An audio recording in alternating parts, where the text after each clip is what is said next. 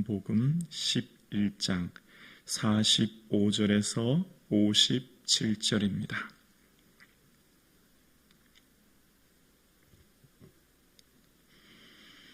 45절로 57절 말씀을 함께 고백드리겠습니다. 마리아에게 와서 예수께서 하신 일을 본 많은 유대인이 그를 믿었으나 그 중에 어떤 자는 바리새인들에게 가서 예수께서 하신 일을 알리니라. 이에 대제사장들과 바리새인들이 공회를 모으고 이르되 이 사람이 많은 표적을 행하니 우리가 어떻게 하겠느냐.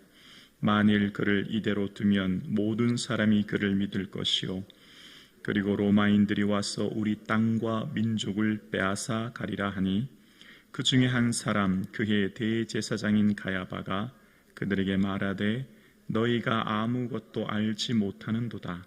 한 사람이 백성을 위하여 죽어서 온 민족이 망하지 않게 되는 것이 너희에게 유익한 줄을 생각하지 아니하는도다 하였으니 이 말은 스스로 함이 아니요 그의 대제사장이므로 예수께서 그 민족을 위하시고 또 그 민족만을 위할 뿐 아니라 흩어진 하나님의 자녀를 모아 하나가 되게 하기 위하여 죽으실 것을 미리 말함이러라.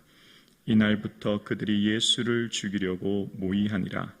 그러므로 예수께서 다시 유대인 가운데 드러나게 다니시지 아니하시고 거기를 떠나 빈들 가까운 곳인 에브라임이라는 동네에 가서 제자들과 함께 거기 머무시니라.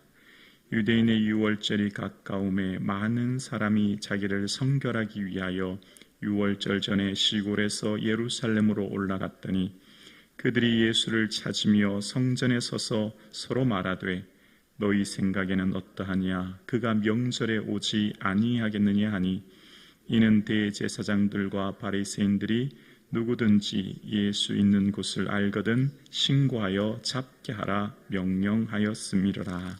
아멘.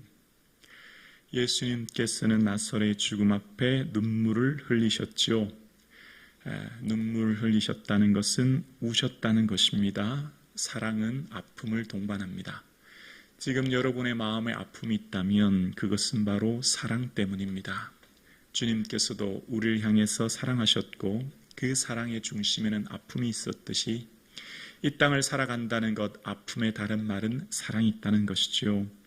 그래서 예수님께서는 죽은 나사로를 살리실 때 돌을 옮겨 놓으라 말씀하셨습니다. 하나님이 하실 일이 있고 우리가 할 일이 따로 나누어져 있지요. 하나님께서는 돌을 옮겨 놓으라는 것은 사람의 일이라 말씀하시고 사람이 해야 될 것은 사람이 하라 말씀하신 겁니다. 하나님께서 우리에게 모든 것을 이루지 아니하시고 원하시는 우리의 삶이 있습니다. 바로 기도입니다. 하나님께서는 사람이 해야 될 그 중에 하나가 기도라 말씀하시고 우리가 하나님 앞에 기도하게 하십니다. 지난 시간 예수님께서 나사로를 살리실 때에 아버지여 내 말 들으신 것을 감사하나이다 고백합니다. 예수님께서는 조건으로 인하여 감사하는 것이 아니라 소망으로 인하여 감사하셨습니다. 현재의 삶은 아무것도 없어도 현재의 조건과 상황이 아무리 힘들고 어려워도 예수님께서는 현재의 삶을 보지 않으셨고 하나님께서 이루실 미래를 바라보며 소망 가운데 감사하셨습니다. 그래서 이 감사라고 하는 원어의 뜻은 예수님께서 오병여에 행하실 때 축사와 같은 의미라 말씀드렸지요. 비록 빈들이요 먹을 것이 없는 황량한 들판이지만 불평이 아닌 감사를 하신 이유는 주님께서 행하실 그 소망 가운데 있었기 때문입니다. 오늘 함께 예배드리시는 저와 여러분의 삶에도 현재의 삶이 빈들 같고 황량할지라도 주께서 이 하실 일들을 기대하며 소망 가운데 감사할 수 있는 그 믿음이 있기를 주님의 이름으로 축복합니다. 그런 나사로의 죽음 이후에 오늘 본문이 이렇게 시작합니다. 45절입니다. 45절 마리아에게 와서 예수께서 하신 일을 본 많은 유대인이 그를 믿었으나 그 중에 어떤 자는 바리새인들에게 가서 예수께서 하신 일을 알리니라. 예수님께서 하실 놀라운 기적, 그 놀라운 일들을 통해 많은 사람들이 믿게 되었습니다. 나사로의 죽음은 나사로가 병들었을 때 고치지 아니하시고 죽음 이후에 고치신 것은 나사로와 그 형제들만을 위한 것이 아니라 그들의 삶을 통하여 그것을 본 많은 사람들에게, 많은 유대인들에게, 많은 이들에게 부활의 영광을 소개하고 예수님이 어떤 분인지를 이야기하기 위한 것이었는데, 많은 사람들이 그래서 예수님을 믿었습니다. 그런데 불행하게도 46절에 보면 어떤 자는 이라는 표현이 나와요. 어떤 자, 그 사람들은 바리새인들에게 예수님께서 하신 일을 알렸다는 겁니다. 아마 고자질했던 것 같아요. 흠을 찾았던 것 같아요. 잘못을 찾았던 것 같아요. 근데 여기 등장하는 어떤 사람들, 여러분 이 앞절에 37절에도 똑같이 나오죠. 그 중에 11장 37절에 보면 어떤 이들이 말하되 맹인의 눈을 뜨게 한 이 사람이 그 사람은 죽지 않게 할 수 없었더냐 하더라. 어떤 이들. 7장에도 보면 어떤 이들이 그리스도가 어찌 갈릴리에서 나겠느냐라고 얘기합니다. 어떤 이들이 늘 있어요. 소수의 부정적인 사람들. 늘 어떤 일을 삐딱하게 봅니다. 늘 흠을 찾아요. 늘 부정적인 얘기를 해요. 공동체에도 보면 꼭 그런 사람이 있습니다. 소수예요. 전부는 아니죠. 근데 그 소수가 공동체를 아프게 해요. 소수가 많은 사람들을 고통스럽게 해요. 참 특이합니다. 99명이 다 긍정적이고 믿음이 있는데 한 명의 믿음이 없는 사람의 말로 99명이 고통을 받는 것을 보지요. 어떤 이들은 예수님께서 하신 일들을 믿지 못하고 부정적인 것, 흠을 찾고 바리새인들에게 알렸고, 그래서 그 일로 인해 어떤 일이 일어납니까? 47절에 공회가 모여지게 됩니다. 47절, 이에 대제사장들과 바리새인들이 공회를 모으고 이르되 이 사람이 많은 표적을 행하니 우리가 어떻게 하겠느냐. 48절이요, 만일 그를 이대로 두면 모든 사람이 그를 믿을 것이요 그리고 로마인들이 와서 우리 땅과 민족을 빼앗아 가리라 하니. 여기 공회는 사내들인 공회를 말하는데요, 바리새인, 사두개인, 제사장으로 모인 약 72명의 특권층들을 말합니다. 이 사람들을 지금 공회가 모여졌다는 것입니다. 이때 당시 이 팔레스틴, 그러니까 지금 예수님이 태어나신 이 갈릴리와 예루살렘 지역을 다스리고 있는 것은 바로 강대국 로마였지 않습니까?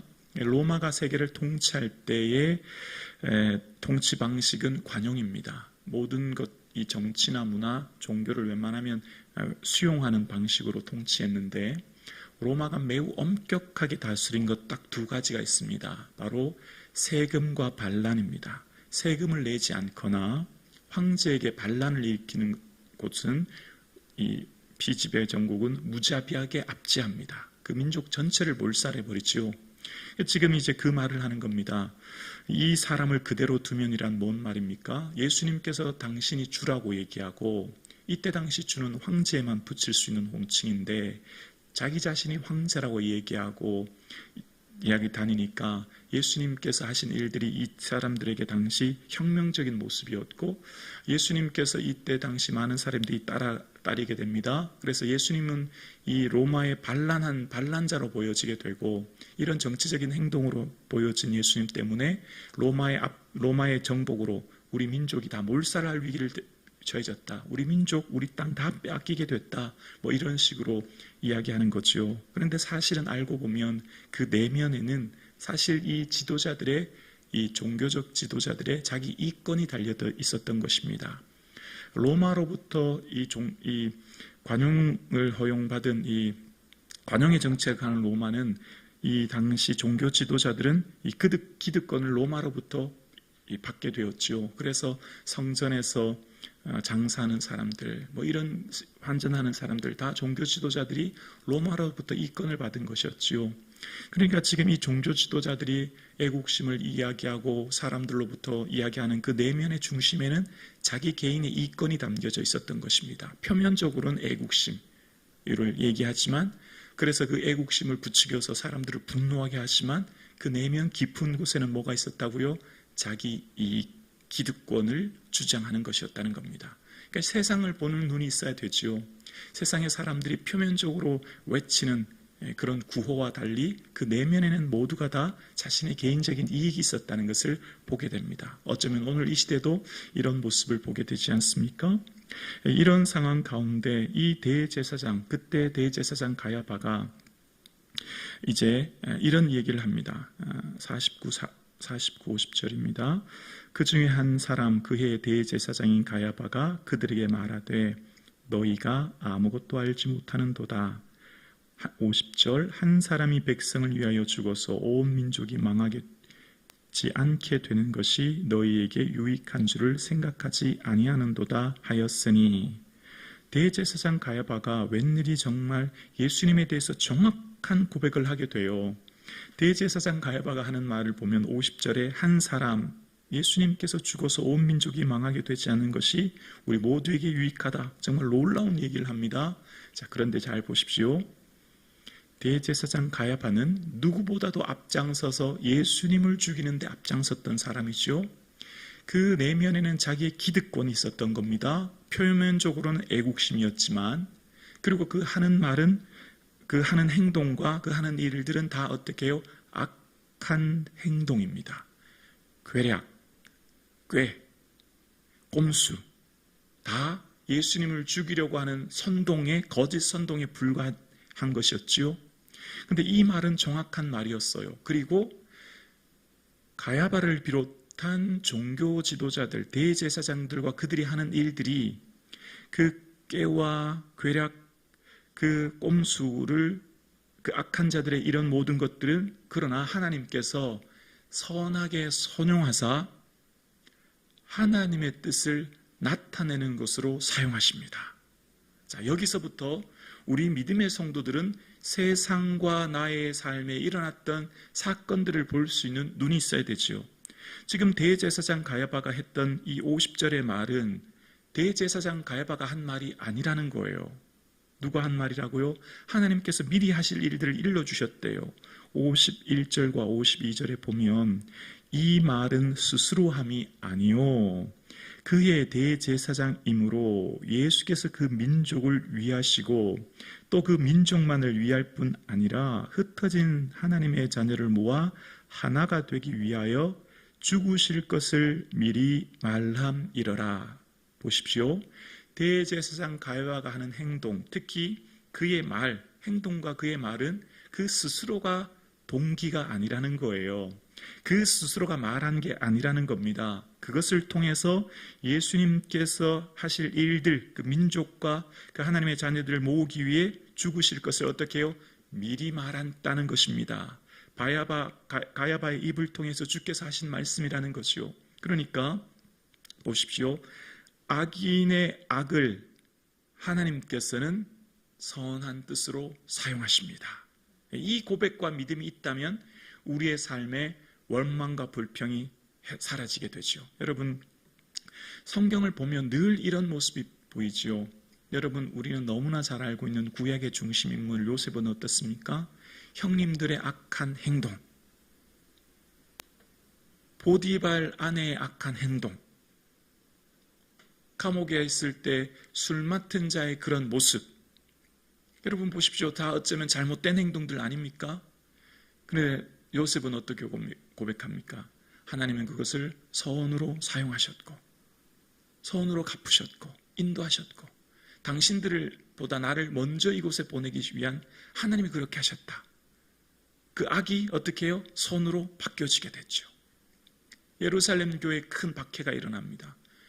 박해는 어려움, 어쩌면 악이라고 말할 수 있지요. 그 시련으로 인해 어떻게 해요? 교회가 다 흩어지게 되죠. 예루살렘에 한정된 그 지역의 공간에 갇혀있는 종교가 아니라 전 세계의 온 민족에게 복음을 전파되는 계기가 됐죠. 바울이 복음을 전하다가 감옥에 갇히게 됩니다. 어쩌면 감옥에 갇혀서 말씀이 더 이상 전하지 못하는 것 같고 말씀 전하는 게 멈춰지는 것 같고 전도의 길이 막혀지는 것 같고 하나님 무능해 보이는 것 같고 그렇지만 어떻게 해요? 우리는 사도행전을 읽어보면 바울을 죽이려고 했던 암살단, 오늘날로 말하면 테러리스트가 40명이 넘었다고 이야기합니다.